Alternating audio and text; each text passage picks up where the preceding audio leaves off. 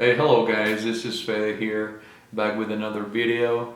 And it's been a minute. I know it's been a minute, but yeah, I wanted to do a quick reading update for you guys, and just to talk a little bit about what I read this past few weeks, months, and what I'm reading, and what I'm going to read, right? And I didn't make a lot of videos this past month because I wasn't reading a lot. That's the truth. I got a bit of a reading slump. I don't know what it is with summer, but every goddamn summer I read like barely any books. But now that summer's getting to an end, you know, I'm starting to read again. And I mean, I was reading, but I was reading pretty slow. So let's go ahead and talk about what I read this past few months, a couple of months. So I finished in the last video, in the last reading update, I told you that I was reading Illuminations by Alan Moore. I finished the book. I was basically done when I made that video. But yeah, this is done. And I mean, if you like Alan Moore, you're gonna like this the short stories. You know, his comics can be very verbose, right? Watchmen, V for Vendetta, all of these books, even League of Extraordinary Gentlemen, have a lot of writing in them, you know. And I think Alan Moore is better in prose. I don't know if I'm allowed to say that in the internet, but yeah, I mean his writing in prose, it's much better. And you can start with this one, right, with Illuminations, and if you like it, you can go ahead and read his Jerusalem, which is right here. And yeah, both of those are great. And I finished the I don't know the name of the saga or series, but the Odyssey series. And you know, it is what it is, man. This last book, it sucked. It sucked ass, bro. I don't know what Clark was thinking here, but I understand that it was written at the turn of the millennium, right? And you know, the first book, 2001, that's a great piece of work. And 2010, the second one, it's also very good. I mean, I was surprised when I read that. I remember because I mean, I wasn't expecting the quality of it. And 2061, you know, it was a regular okay-ish book, but this one just lost me. It's just too far out. It's just too fantastical. And I mean, I love fantasy, right? But you have established a series based on hard science fiction, and this last one, I don't know, it just lost me. But I mean, if you read 1, 2, and 3, the books, you might as well read this one, right? Just to say that you completed the series. It's pretty short, but yeah, this is not a good book. And if you want to talk about it at length, leave me a comment, and we can expand on this. But I wasn't a fan of this one, 3001. But you know, it is what it is. And then I read a beautiful book here by Ursula K. Le Guin. These are her essays. So she wrote, these are blog entries, right? She had a blog online. She started the blog because she saw Jose Saramago, the writer, doing a blog, and she said, you know what, I want to try that as well. And the essays here, I mean, the variety of them, it's stupidly like broad, you know. She talks about the writing world. She talks about her cats. She talks about the old age. She's 80 something here already. This was at the end of her life. And you know, I want to read you guys. I'm going to put it here on the screen if I can. It's sort of a poem that she wrote for a cat. So this cat, she didn't want to adopt this cat, right? Because she had an old one, and the cat died, and she was very sad, and she said, like, you know, no one's going to replace my old cat. But she went to she went to adopt a cat. She found this cat, the tuxedo cat, and yeah, it's just she writes so beautifully and talks so kindly about her pets, you know. But yeah, it says something like this. The title of this is A Doggerel for My Cat. I don't know if it's going to focus there, but it goes like this. His paws are white, his ears are black. When he isn't around, I feel the lack. His purr is loud, his fur is soft. He always carries his tail aloft. His gait is easy, his gaze intense. He wears a tuxedo to all events. His toes are prickly, his nose is pink. I like to watch him sit and think. His breed is Alley, his name is Pard. Life without him will be hard. And, you know, it has a little drawing of her cat here. And, you know, Ursula K. Le Guin, with her fantasy writing and science fiction writing, she's a landmark, you know, for science fiction. But her nonfiction essays, I would recommend them. I mean, if you like her writing, read the nonfiction as well, not just the fantasy. And what else? What else we have here? Okay, I also read, if you like stand-up, you're gonna like this one.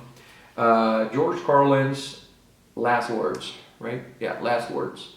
So here, Carlin, so the book was published after he died, but the book was already written. And he talks about his entire life, right? From when he was like 3, 4 years old until, well, almost when he was dead. And the thing about this is that if you're a fan of Carlin, right, of his HBO specials, you're gonna enjoy this book a lot more than if you were not aware of them. And for me, Carlin at the end of his career, 2005, 6 was the last special he did, I believe.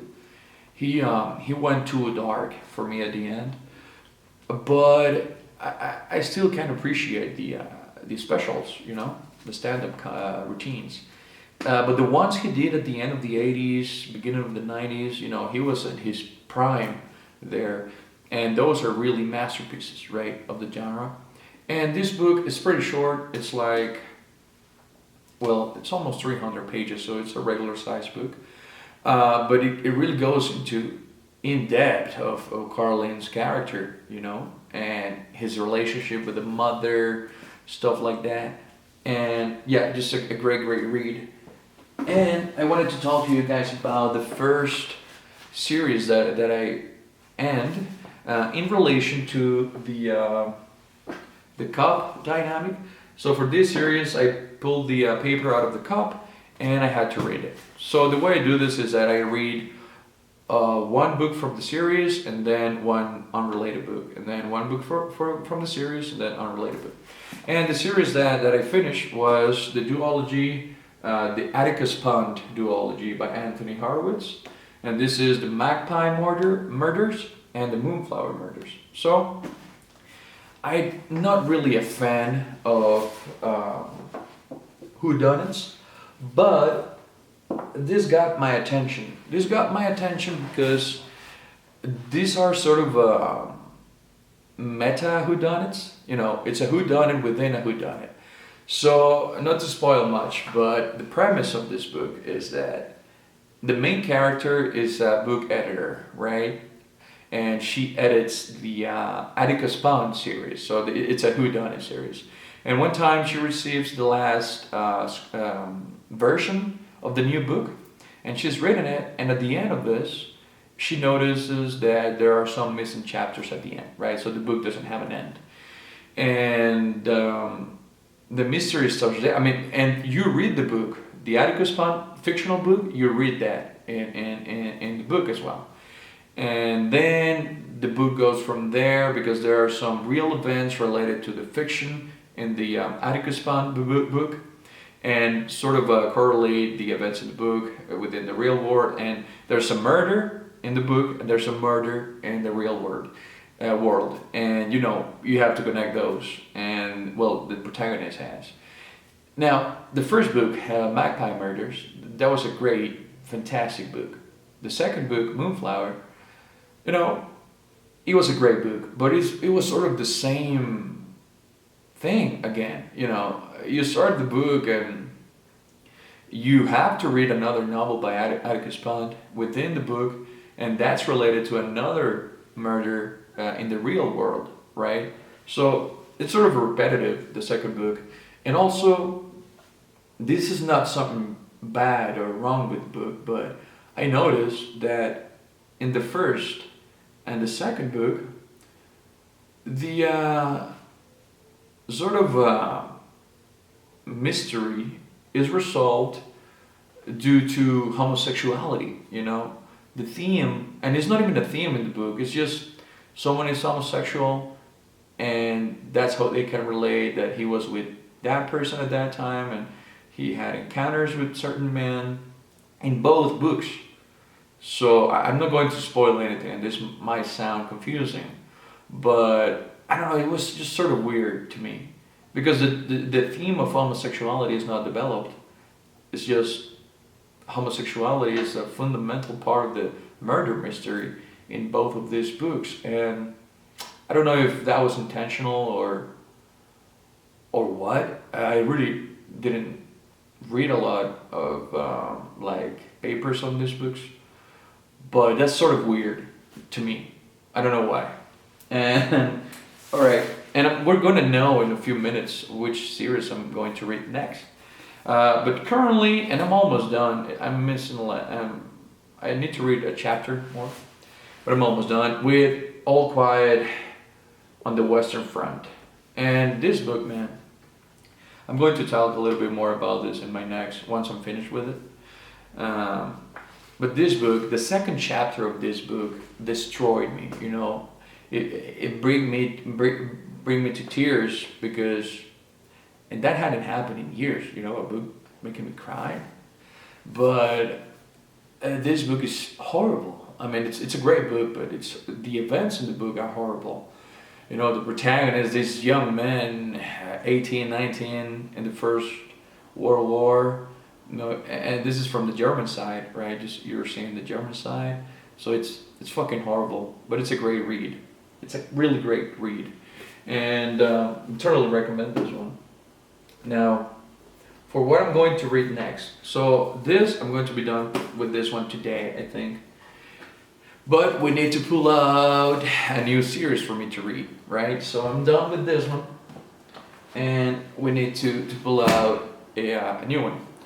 And I'm just hoping that the series that we get isn't the Wheel of Time series. I don't know if you can. No, it's all the way up there. But you know, the Wheel of Time. I want to read that series, but it's a lot of books, and I don't know if I'm ready yet. But if I get to it, you know, I get to it.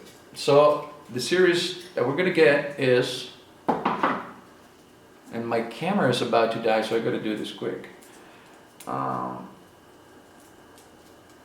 It's gonna be, oh Jesus.